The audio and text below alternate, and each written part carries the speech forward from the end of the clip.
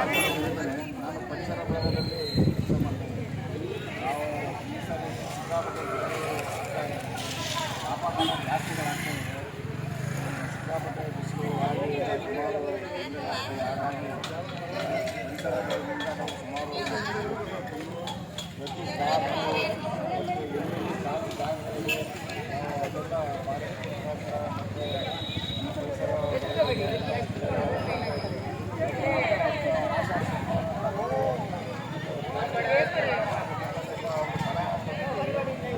ಪ್ರತಿ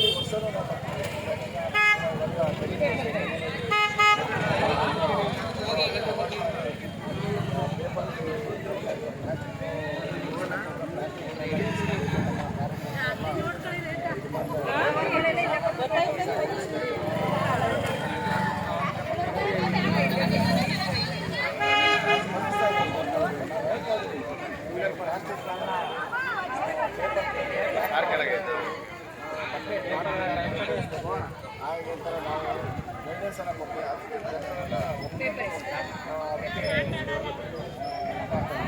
ಆದರೆ ಹಿಂದಿಗೆ ಅಂಗಡಿ ಒಂದಷ್ಟು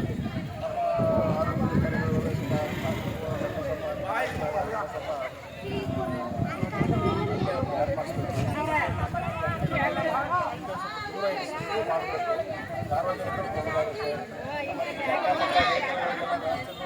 ಮಾಡಬೇಕು. ಜಾಗ ಇದೆಲ್ಲ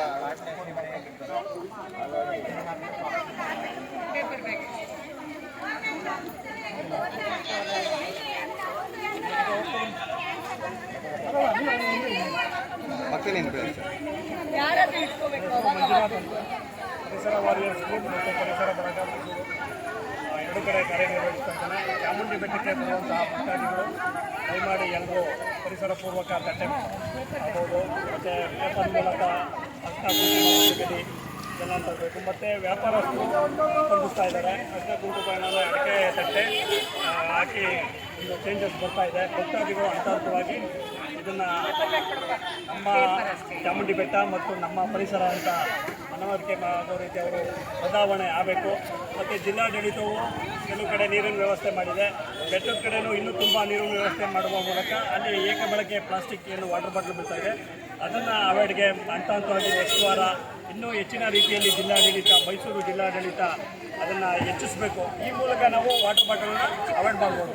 ಯಾಕೆಂದರೆ ನಾವು ಇಲ್ಲಿ ವಾಟರ್ ಬಾಟಲ್ನ ತೊಗೊಂಡ್ಬಿಟ್ಟು ಭಕ್ತಾದಿ ಹತ್ರ ಅಲ್ಲಿ ವಾಟರ್ ವ್ಯವಸ್ಥೆ ಇಲ್ಲ ಅಂದರೆ, ನೀರಿನ ವ್ಯವಸ್ಥೆ ಇಲ್ಲ ಅಂದರೆ ತುಂಬ ಇದಾಗುತ್ತೆ.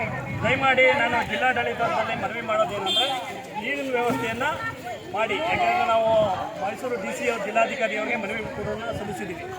ಹೀಗಾಗಿ ನಾನು ಇದು ಅಲ್ಲದೆ ಮಲೆಮಹದೇಶ್ವರ ಬೆಟ್ಟ, ನಾಗಮಲೆಯಲ್ಲೂ ಕೂಡ ಕಾರ್ಯನಿರ್ವಹಿಸ್ತಿದ್ದೇನೆ ಏಕಬಳಕೆ ಪ್ಲಾಸ್ಟಿಕ್.